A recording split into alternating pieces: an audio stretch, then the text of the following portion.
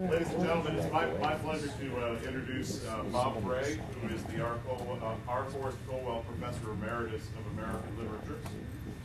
Professor Bray retired from Illinois Wesleyan last spring, having served the university with distinction for over 4 decades. He was named the R. Forrest Colwell Professorship in 1986, an exemplar for liberal arts. Bob has seamlessly woven together significant work as a literary scholar, historian, and playwright in a richly meaningful body of work. His books include Diary of a Common Soldier in the American Revolution with Paul Bushnell, Peter Cartwright, Legendary Frontier Preacher, received the inaugural Saddleback Award for the best book on American Methodism, and the critically acclaimed Reading with Lincoln, which has provided his readers with a wonderfully accessible window into the intellectual foundations of Illinois' favorite South. Memorial tribute to the late President Eckley, which was read in this very room at a meeting of the Board of Trustees, began with a list of President Eckley's most significant accomplishments, and among them was the hiring of Bob Bray. We are all grateful that he did that, and I'm proud to have had the opportunity to call Bob a colleague. Please join me in welcoming Professor Bray as he helps us to make Abraham Lincoln ours. Thank you, Jonathan. I'm glad to see everybody here. This is my first class since retirement, so it's funny how the butterflies just don't go away. Though you'd think that seasoning would have a calming effect, but and I'm fine now, but I wasn't so fine about, say, 8 o'clock this morning when I thought about what we might do together in the next 50 minutes. The 50-minute unit of getting something done and taught, right? I became interested in Lincoln, more than 2 decades ago, after swearing that I never would fall into that particular black hole. When I came down from the University of Chicago to begin my career at Wesleyan, it seemed to me that everything was Lincoln this, Lincoln that, and Lincoln the other, and that it was more talking about a myth than someone who had really lived and grieved at the time of our country's greatest challenge. But eventually, and it's a long story that I won't retell here, I did get interested, and I've been trying to stay away from the gravitational pull of that black hole ever since. And I think I'm still somewhere around the rim, and if it's my fate to be sucked into nothingness, which it probably is anyway before long, in another way, that's okay. I mean, I've made my peace with the Lincoln establishment and with my own relationship with Lincoln. And turning from historiography and biography, which aren't really the same thing, but are often thought to be closer than, say, literature and biography, I have some difficulties with that mode of relation. I happen to think that history is more story than it is anything like a social science, and that biography is more like literature than it is like history. But those are theoretical points that we can take up in another venue. What I hope we can accomplish today is something that I really, really wanted to make this play do, even more so than the previous 2 plays, both of which were co-written. This is my own responsibility, or my own fault, if you will. And that is to imagine what the inner life of Abraham Lincoln might be. And if you have your copies, those of you who have them, share them, please. I'd just like us to look for a second at the premise. The play is a fantasy of imagination and emotion, as if taking place in the shadow mind of Abraham Lincoln between the time he was shot on Good Friday, April 14th, 1865, and the time he was pronounced dead the following morning. Within the scenes, Lincoln is sometimes impersonating himself, sometimes having events control him, sometimes both at once. Now he is attempting to take care of some of his unfinished business in life. Now he is bewildered at who and where he is. Always he is dreaming, but not always does he know he is. While each scene is based on the historical Lincoln, and there is good reason for every characteristic he is represented as having, Lincoln in Limbo is a fiction, intentionally and necessarily so. Perhaps I'll pause for a second here as people can take their seats. No problem. That's quite all right. Are all the copies distributed, Jack? Okay, so we did. Okay, I have an extra one up here too, if we're short. But if you have someone to look on with, then fine. So that's the premise. That's the concept of the play. And I reiterate what I said in this paragraph, that in fact every characteristic of Lincoln and all of the characters who are brought on stage are historically associated with Lincoln. But that's about where history ends in the play, because everything that they do is imagined. They are as they are, and from that I hoped I could predict how they would act and be. So that's what I've been trying to do in the various scenes of the play. One in particular completely fascinates me, and I don't mean the scene that I wrote, I mean the business behind the scene, and that is Lincoln's relationship with women. Notoriously difficult.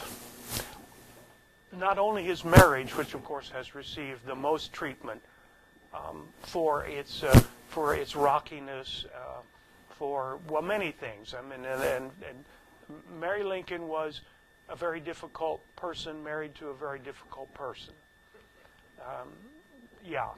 And other women in his life may or may not have had the lasting effect that his marriage had on him, but they deserve to be mentioned as milestones of emotion for Lincoln. First of all, his mother's, Nancy Hanks Lincoln's, death when Lincoln was a boy has to have been extraordinarily traumatic for him, as it is, I think, psychologically speaking, for every person who is that young to be deprived of a mother's love, affection, care, and just being there. When Tom Lincoln was not exactly a loving father in the conventional TV sitcom sense of the term. In fact, Lincoln once observed that, I was once a slave, and what he meant was that Tom hired him out, and he didn't have any choice, and he didn't get any money. Tom could make him do it, and Abraham took the money back to Tom, and he hated the sorts of things that Tom made him do. Now, granted, that's an equivocation on the word slave, isn't it? But not entirely. And I think, Lincoln did not go to his father's funeral. He could have, but he didn't. I mean, it was in Coles County, and he was in Sangamon County. Well, it would have required some effort to do so, but it was quite feasible, and he didn't. So his mother's death, traumatic. His sister's death in childbirth, not long after that. She had been married to someone whom Abraham Lincoln may have thought wasn't worthy of her. And he had all kinds of intellectual and creative quarrels with his neighbors, including the family into which his sister was married. He even wrote some early doggerel, social satire, supposedly comic, but I don't think there were too many laughs from the side of the people who were the butts of his jokes, of his comedy. And then, of course, there's Anne Rutledge. Now, Lincoln's relationship with Anne Rutledge is a matter of historical fact. But what that relationship was to him, or to her, is not. He never, ever mentioned Anne Rutledge in a letter, in a speech, to a friend, after the event of her death in 1834. 35? That has led historians over the years to sort of vacillate like a sine wave back and forth. Was Anne Rutledge really Lincoln's first and best, greatest eternal love? Or was this just a story that somehow his law partner and biographer, William Henry Herndon, dug up by interviewing old-timers after the assassination? Now, the strict constructionist historians, that is to say, the PhDs in history who are teaching other people to be PhDs in history, don't want anything to do with such reminiscential evidence. It's just not enough, doesn't have the ring of truth enough for their purposes. But you know what? Right now, Anne Rutledge is in. 50 years ago, she was out. 50 years before that, she was in. Now, that doesn't mean that she's is in for good this time, but at least right now, as we speak, she's in. And she is emotionally important to Lincoln's emotional development, which was not only a difficult development, but perhaps in some ways an arrested development, in my view at least.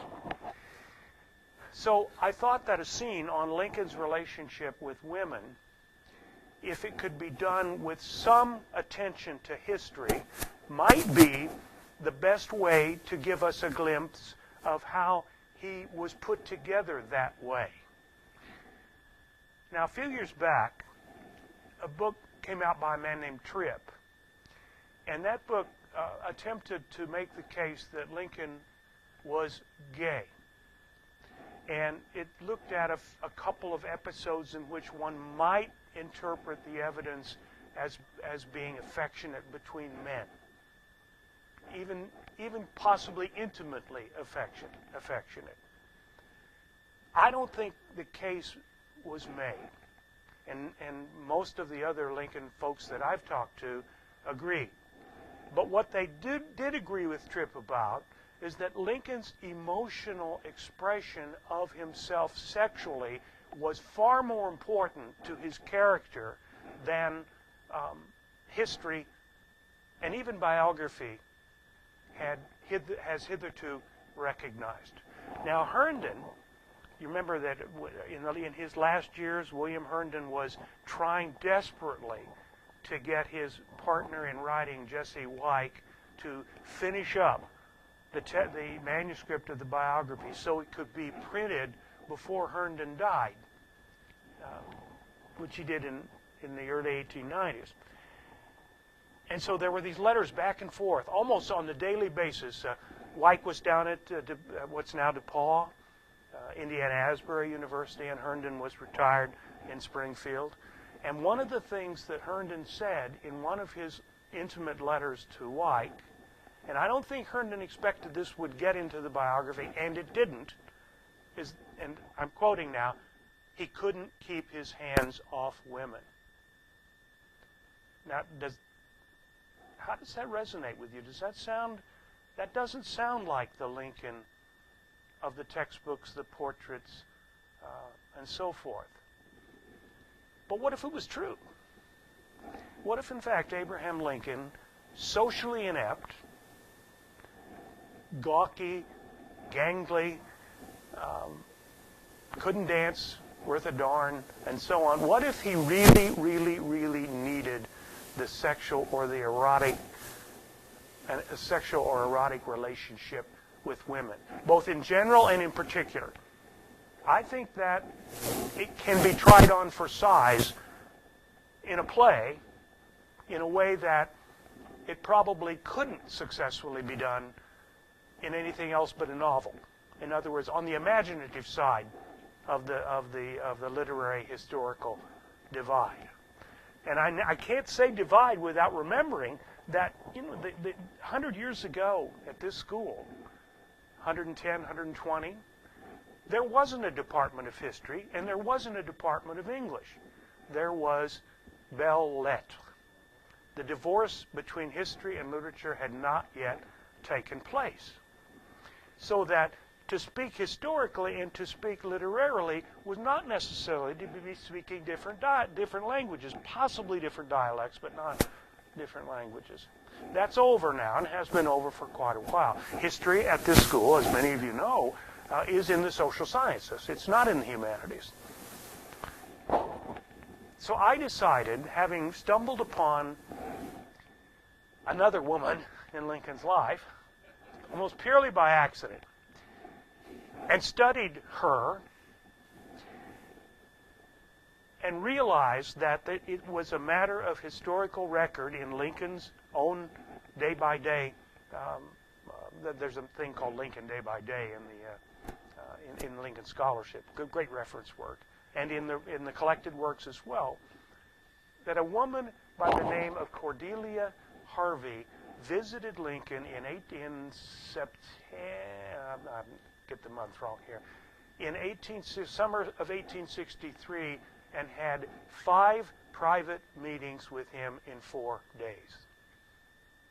Now, can you imagine how hard it must have been to get a private audience with Lincoln, even though, of course, he famously didn't want to say no to any citizen who had something to plead with him. But these sessions were really private. There was no third party present.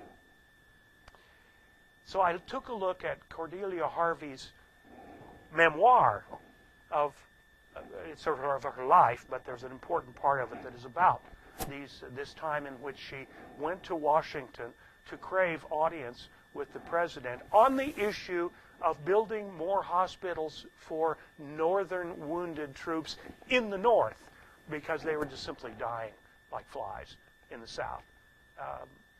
Disease, mosquitoes, all of the things that the refreshing and bracing air of Wisconsin could probably help them with. This was something that Cordelia Harvey had been turned down on by every step of the bureaucracy, particularly the military side of the bureaucracy up.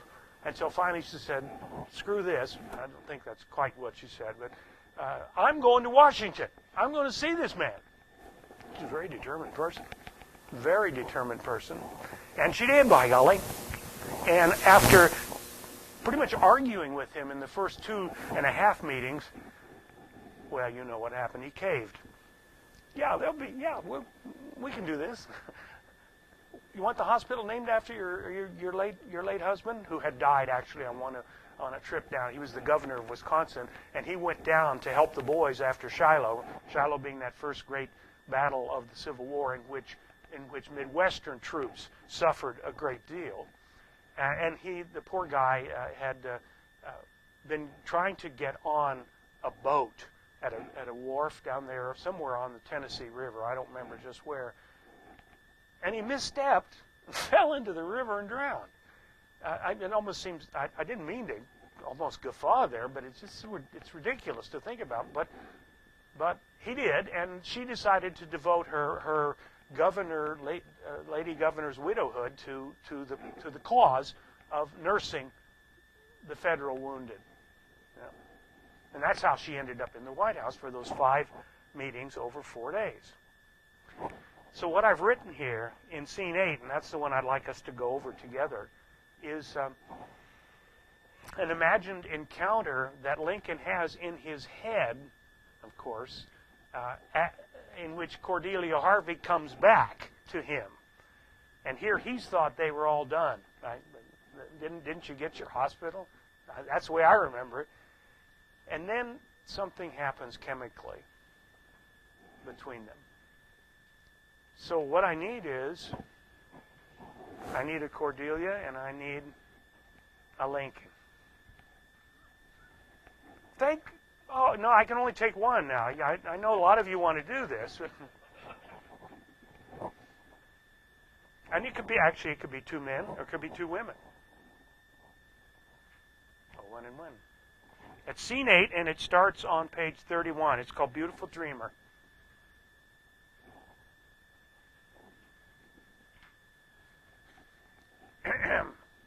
You two back there. I mean, you look perfect for the roles. Where you look? Yeah, I mean, just a short audition here, sir. Do you want to do the Lincoln or the Cordelia? Okay, come on up. We got our Lincoln. Wesleyan program. Oh, yeah, that'll be good.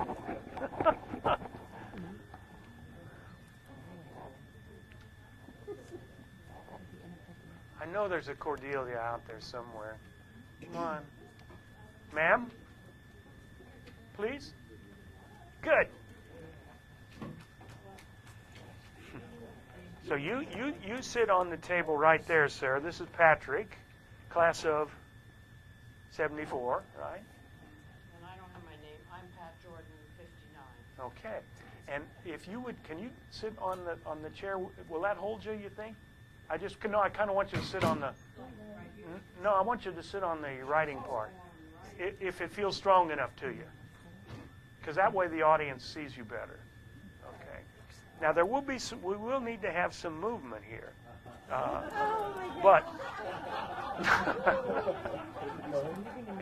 But she'll have to come to you, Patrick.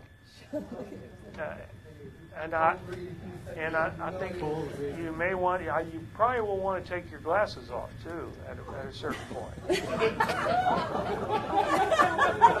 Exactly. All right, now. Yeah, you could call it a bridge. Yeah. All right, folks, you can interrupt at any time and make them do it again, or or take notes, or we'll have notes after we get through with the scene, of course. I'm giving an exam, too. Okay. All right, here I as a director, but I won't be breaking in on you because I want to see how this goes. I don't get very many chances to see how it goes. I will set the scene here, and in some ways, we don't really need to know about all the other scenes at this point, because this is a very intense two-character scene. At least I hope it's intense. So the music comes up. It's Stephen Foster's "Beautiful Dreamer." Beautiful dreamer to me.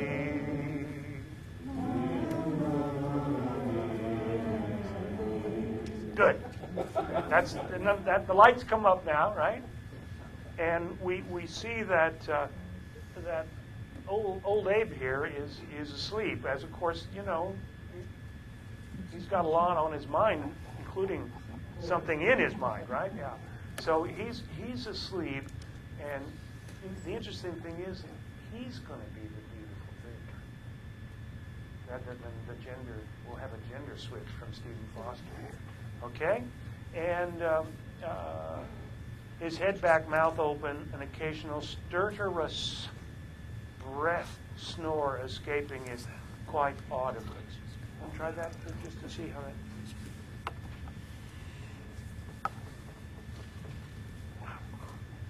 Beautiful. There we go. Okay, good. We can mic you. So, I'm not trying to project here.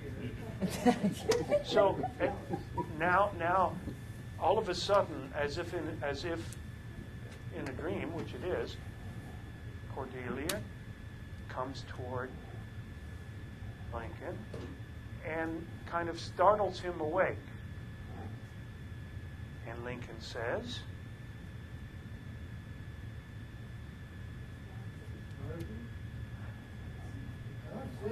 This is Harvey? Yes, I'm here again, still. Harvey, I thought I got to study you a long time back. Cordelia, you must call me Cordelia, Abraham. We've reached that point, No, I won't. I can't. Our business together is done. You got your hospital for wounded soldier. You went back to Wisconsin over here? Yes, the hospital, the wounded boys. I'm here again, Abraham, still. You do it the same as them, but different. Sometimes. Always do I wear these widow's wreaths. For my late husband and for the boys fallen for the Union. Death, their equipoise, yeah. And by the way, sometimes it breaks into verse. That's one of the things in the plays, and this is where you see it lineated like that. That's more formal. Yeah. You're doing fine. brave nurse to our soldiers' endless needs, but Neath my long black hooded dress beats a woman's body warm with perfect rhythm. Union with you it knows can heal the schism. This I desire, for this I ask you please.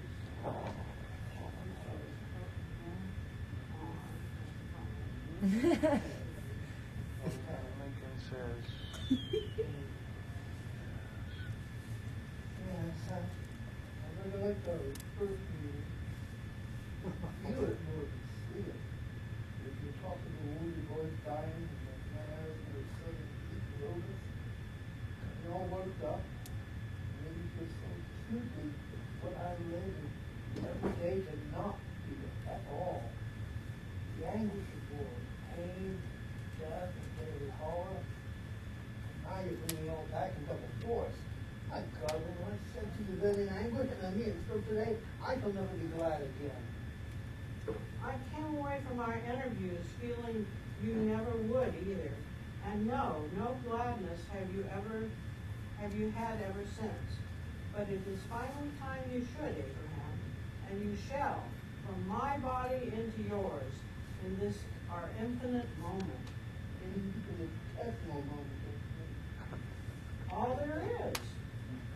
Well, now you really try. Harvey, You really try to. Don't do, you are mighty persuasive with your moral force to go with a fetching look and persistence that wouldn't take no for an answer. You kept coming back until I gave in. I should have put you out like the cat you were. I still wonder how many of the soldiers who came north to get better under your personal care didn't never go back south again. I can see why they would want to leave. What with your hands-on healing. Do I beguile you, Abraham? And here I thought it was the righteousness of my cause that won you over. This anger just now, where does it come from? But you know, Lear is still Lear. Once Right. Did I No, we introduce skipped something there. Did I value this anger just now? Where does it come from? I think I know. Oh, I turned to We save trees, though. Creative drama. It's not about the deserters, but the dead. All their wounds and all their graves and all their blood guilt. All your blood guilt. And still no union restored. No news of final victory or peace in the more than a year since we faced one another in that close and dimly lit room. And it is a woman, a determined one, talking truth to the President of the United States, seducing him, as you put it, in your very inner sanctum. A determined woman. Women, mother, sister, and Molly, and now you, a determined woman. Did you not see it just because a woman said it? We both know some few of my Wisconsin boys would desert when they felt better. Surely they would. Surely they did. It was to be expected. By far and away, most of them didn't. You would not have it. You would not have in their place. And you did not from your place. Plausible as ever, ain't you, Mrs. Harvey? Maybe you're right about me, when this ain't a happy story, and you're dead right about the guilt. Give me that. Guilt piled up in my head like dead soldiers in a barricade. Always more for the communities. It's an ossuary in here and no room for more as I put the older bones way to the back. Touch back Give here. me that goddamn door drum keeps beating an endless line of fresh corpses. More at the door, more at the door. Don't you hear it too? Boom, drum, drum, boom, drum, drum. Sway, Mrs. Harvey, the springs of life are wearing away in me. I'm bone tired. And here you come back to shout at me again. Again, still. I know it feels cruel to you, but my mission remains to speak truly, to enable you to sleep. Oh, I think I remember sleep. Me and McCracken. Maybe back in boyhood. On the circuit. I get to reacquaintance now and then, rarely. But the dreams leave me fitful and will be awake. Not hereafter, no more nightmares. Let me come to you, Abraham, to have a balm, a sweet salve for your pain. No. That's not their love, it will melt them. What have you borne is the absence of love. Here is its essence.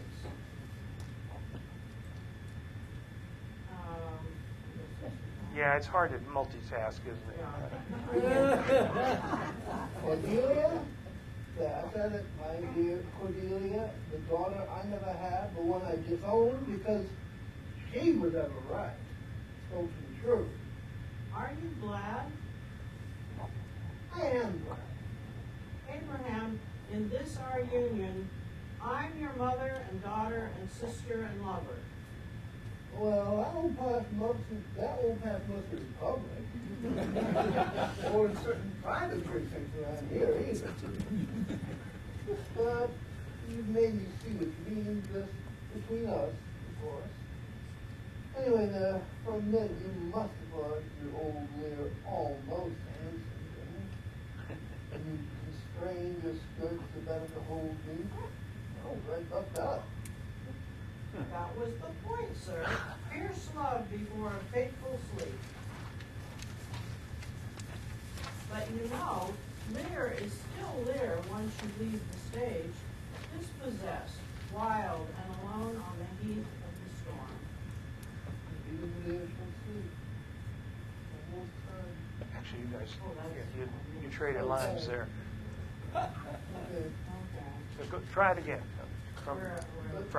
But you know, Lear is still Lear.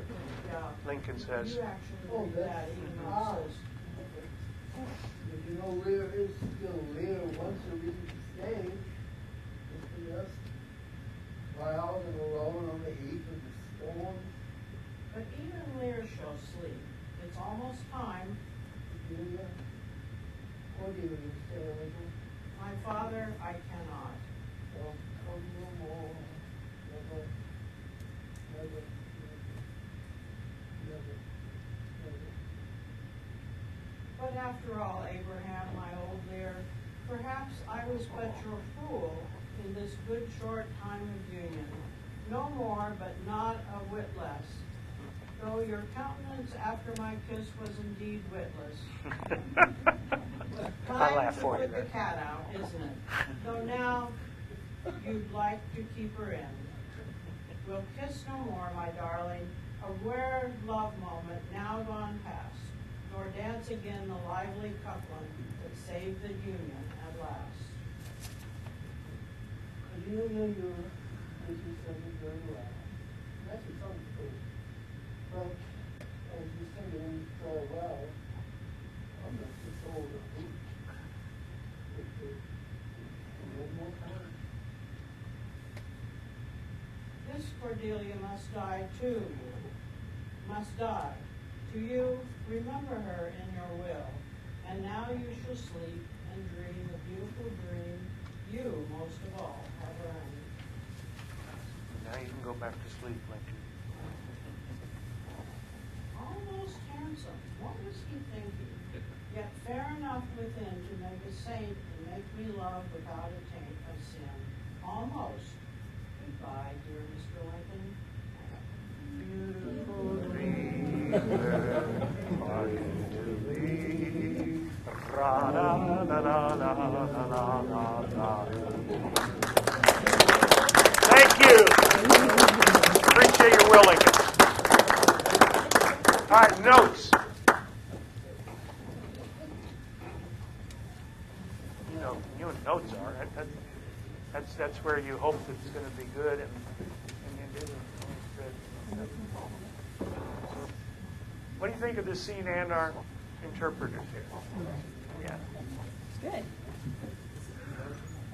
I just don't understand how you came up with that idea, even with all the stuff that you read. And it's like thinking about the movie that we had seen of Lincoln. I was trying to think of, was it Daniel Day-Lewis? And I'm thinking of him, and it's like I couldn't quite.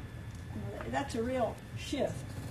if I hadn't had her memoir, which basically had remained unnoticed for over 100 years.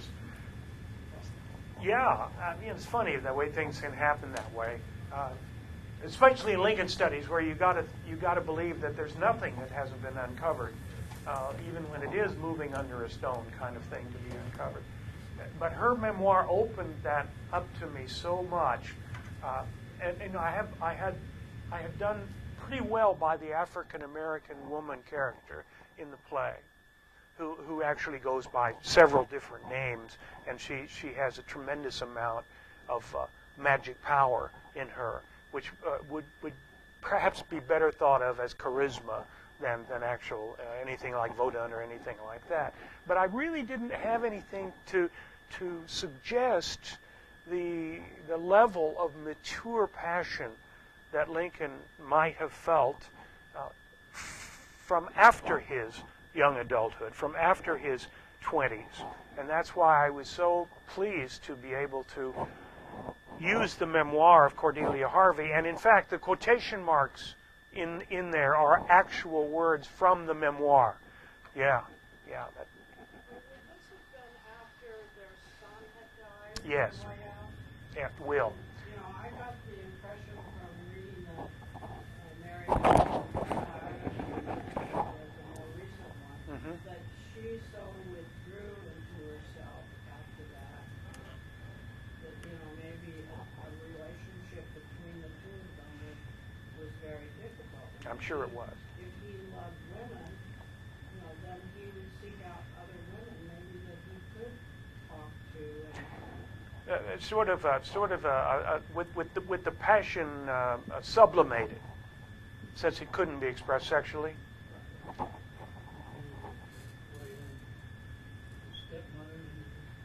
You know, I really couldn't find a role for her. His relationship with her was the only nearly perfect relationship with a woman. And as I thought about Sarah Bush Johnson Lincoln in this play, I decided to focus to use more the prickly, the thorny, the difficult, the unresolved relationship. But she was quite a woman, was Sarah Bush Johnson Lincoln. George? Say a few words about your choice to bring in Shakespeare and how that came about. It has to do with two things. One, that's her name, Cordelia, and you know, it's such an unusual name.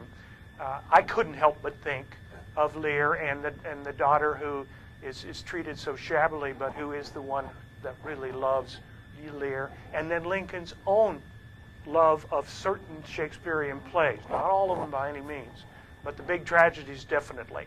And during the White House years, he became a regular theater goer. He saw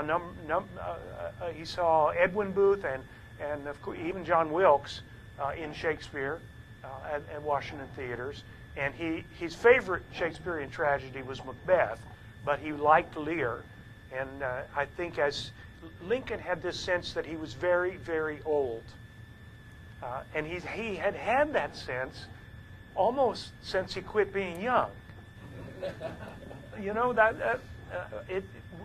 we stretch it out, don't we, if we can now, but he really kind of, in fact, people really reacted to him sometimes as if he was a kind of Father Abraham figure.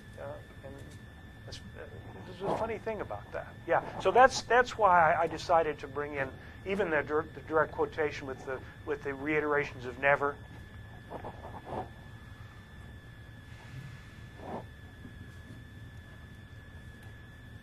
So you think I should go with this? Yes, definitely.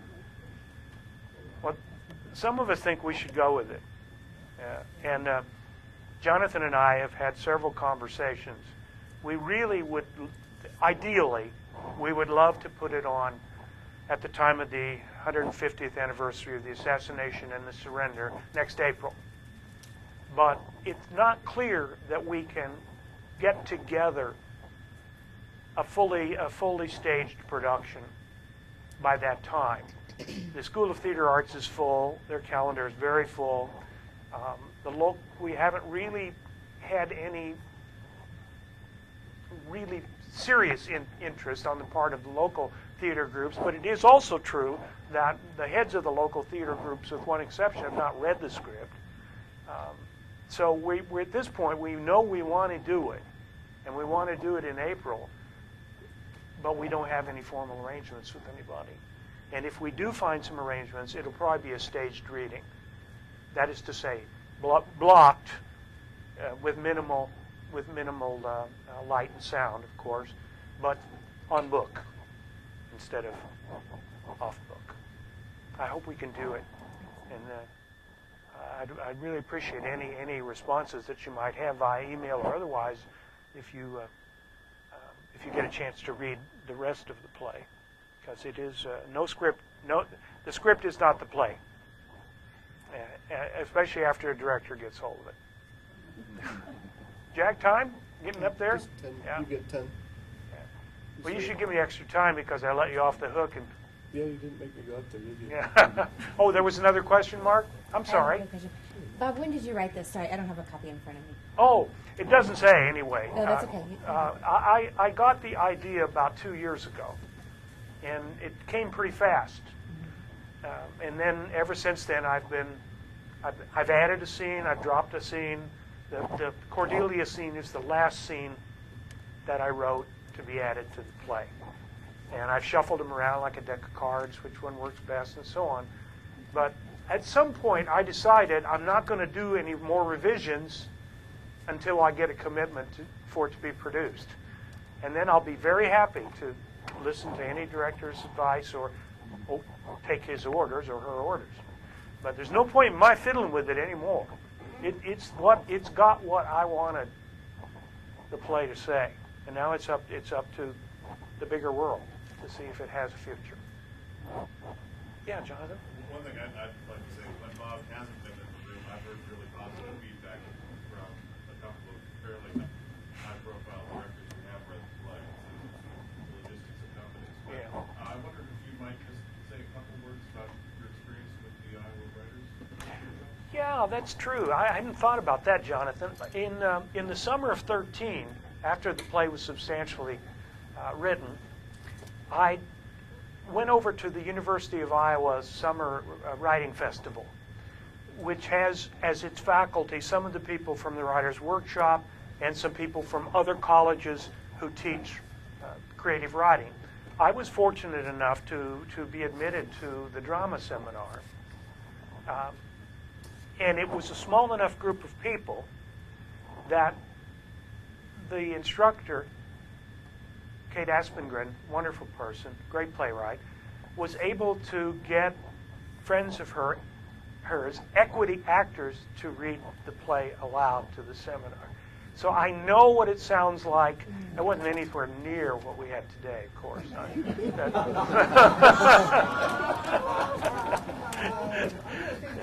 Yeah, as you should. I mean, and the seminarians liked the play. Kate Aspengren liked the play.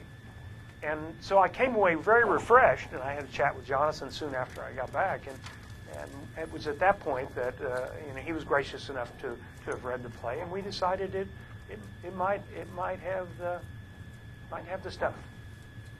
I hope it does. Anything else before we adjourn? Well, I want to thank you so much for your attention and your participation. This is really great. Thank you.